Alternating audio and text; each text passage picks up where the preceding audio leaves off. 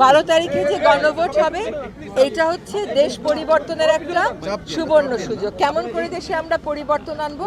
জনগণকে ক্ষমতায়িত করে, ক্ষমতায় ভারসাম্য এনে এবং সকল রাষ্ট্রায়ত্ত প্রতিষ্ঠানে জবাবদিহিতা নিশ্চিত করার মাধ্যমে।